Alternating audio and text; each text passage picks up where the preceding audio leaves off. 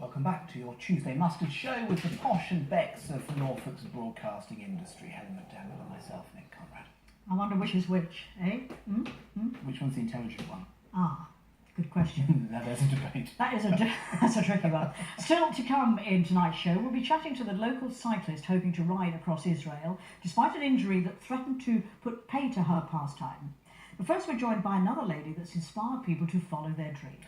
Model Kerry Parker was diagnosed with a brain tumour in 2012, but since then has thankfully overcome the illness and has gone on to achieve not only her own success, but also help others launch their careers. And I'm delighted to say that she joins us now. And you are wearing your Miss Inspiration sash, which you won recently. Let's just talk about the diagnosis. It's back in 2012 that you were diagnosed with cancer. That must have been a hideous shock to realise you had a brain tumour. Yeah, it was the week before my 30th birthday. I was supposed to be in Vegas. Got rushed to hospital. All my friends, I was like, "You go on, I'll follow you up. Like, I'll be there in a few days." So I'm looking at Facebook in my hospital bed, like, "Oh, they're having fun. I'll be there soon." And then a week later, obviously, they give the diagnosis, and So this was a brain tumour, and you hadn't felt very well, but you didn't necessarily think that it was something this serious. no, I mean, I'd felt not myself for a long time, probably since I was a teenager. I had bad fatigue, and I'd had multiple tests for maybe a decade where doctors just couldn't find what was wrong with me. And all it sort of manifested in all these other symptoms with my tummy and my kidneys and my other organs were being affected by it. But they were showing nothing wrong. So it was a case of, is it in my head, which apparently it was. So you had a very, very long operation, which took how many hours? I think it was around 7 hours of brain surgery, which luckily I was asleep for. I had the easy part, my poor mum was sat there waiting. It's highly invasive, it's incredibly risky. This is the key thing though, a lot of people who've gone through this process say that on the back end of it, it's been personality altering. Has that been the case for you? It has, yeah, and it's not something that was sort of forewarned to us. You weren't sort of told what to expect after because they just don't know, everyone's different. How so, just for viewers at home this evening, how did it change your personality? Everything changed. I had to literally discover who I was as a person again.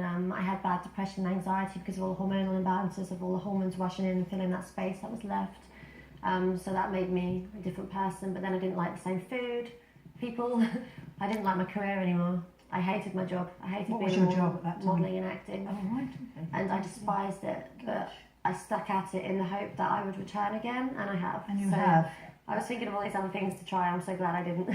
But you were saying actually at one point you almost wish you hadn't had the surgery because you would like your personality to have stayed as it was. Yeah, it was very aggressive cancer. It would have killed me within a few years. But I said to family at the time, I rather would have lived those few years as the person I was than this new person. And do you still feel like that now?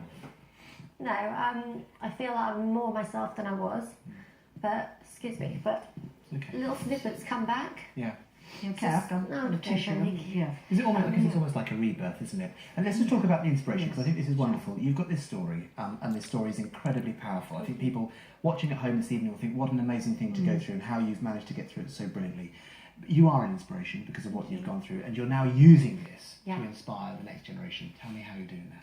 So we've got my own model academy as well, and I run my own fitness and nutrition company. So we kind of help people with everything, with confidence building, if they want to become a model, if they just want to get more healthy and feel better about themselves. I do confidence coaching and things as well. So it's kind of like an all-rounder for helping anyone, whether it's in the model industry or just everyday women, and just sort of inspire them that no matter what they're going through, they can get through it and sort of thrive in whatever they want to do. And it's wonderful. You won this, and you're going on to another competition as well. Yeah, I've got my next pageant, Miss I'm now over 30, British Empire in 2 weeks' time. And then off to America because I won the USA bikini team swimsuit competition, and I also won a UK place to represent at the International Swimsuit USA in Dominican Republic. Gosh, you've been all over the world. And you're taking up stunt work, which seems to me to be an extraordinary thing to do. Yeah, I've had 10 years in the film industry, and I've also a decade of martial arts experience. I absolutely love martial arts, and I'm not able to compete anymore. I won a few European gold medals before my brain surgery. I'd love to do it again. You've been in a Spielberg film. I just finished a Spielberg film the other day, playing a soldier, running up and down we all will day. look out for you. Well, you really are an inspiration, and thank you for coming in, and well done Thank you. on all you've achieved. Yeah, absolutely. Thank you for that. Okay, this weekend, the